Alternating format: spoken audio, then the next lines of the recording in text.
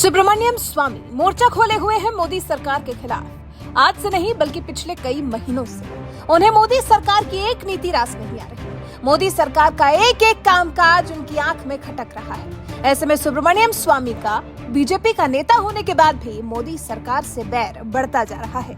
हाल अभी ऐसा है कि स्वामी एक मौका नहीं छोड़ते मोदी सरकार पर तंज कसने का, मोदी सरकार को कटघरे में खड़ा करने का। कभी ममता से जाकर मिल लेते हैं तो कभी चीन के भारत पर कब्जे को लेकर मोदी सरकार को कोसते हैं, कभी देश की अर्थव्यवस्था पर सवाल उठा देते हैं। और अब तो उनकी ये घृणा इतनी ज्यादा बढ़ गई है कि उन्होंने 2024 लोकसभा चुनाव में बीजेपी की हार की ही भविष्यवाणी कर दी है। जी हाँ, बीजेपी के पूर्व सांसद सुब्रमण्यम स्वामी ने साल 2024 के आम चुनाव में भारतीय जनता पार्टी की जीत को लेकर आशंका जताई है।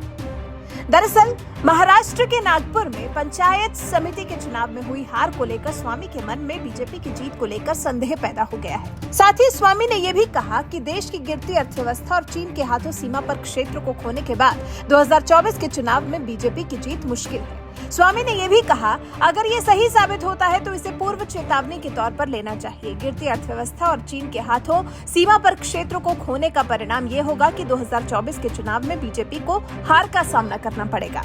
अपने ट्वीट के साथ सुब्रमण्यम स्वामी ने एक वीडियो भी साझा किया है। उसी पार्टी के लिए चेतावनी जारी कर रहे हैं जिस पार्टी के वो सदस्य हैं। वीडियो में कह रहे हैं, नागपुर से देवेंद्र फडणवीस, नितिन गडकरी जैसे बीजेपी के दिग्गज जिस क्षेत्र से आते हैं वहां बीजेपी को 0 सीट मिलना बड़ी खबर है। बीजेपी अपने गढ़ में हारी है, इसलिए उसे पोस्टमार्टम करने की जरूरत है, करेक्शन की तरफ बढ़ना पड़ेगा।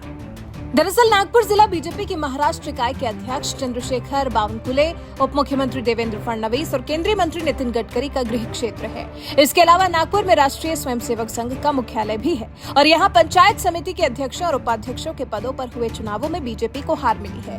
पंचायत समिति की ज्यादातर सीटों पर कांग्रेस ने कब्जा जमा लिया है। पंचायत समिति के अध्यक्ष का एक भी पद बीजेपी को हासिल नहीं हो सका है और उपाध्यक्ष की भी सिर्फ 3 ही सीटें बीजेपी के खाते में गई है, जिसे पार्टी के लिए एक बड़े झटके के तौर पर देखा जा रहा है। इन पंचायत समिति के चुनावों में कांग्रेस ने अध्यक्ष के 13 में से 9 और उपाध्यक्ष के 13 में से 8 पदों पर जीत हासिल की। राष्ट्रवादी कांग्रेस पार्टी ने अध्यक्ष के 3 पद जीते, जबकि शिवसेना ने अध्यक्ष के 1 पद पर जीत हासिल की।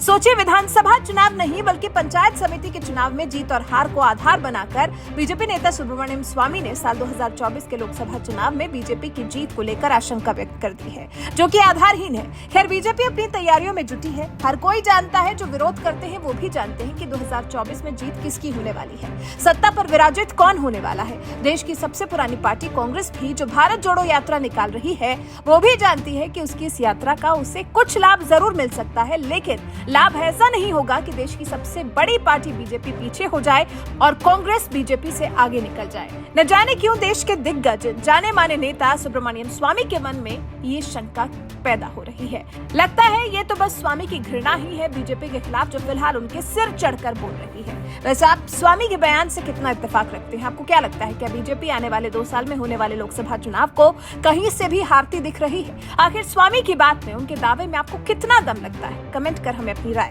जरूर बताएं।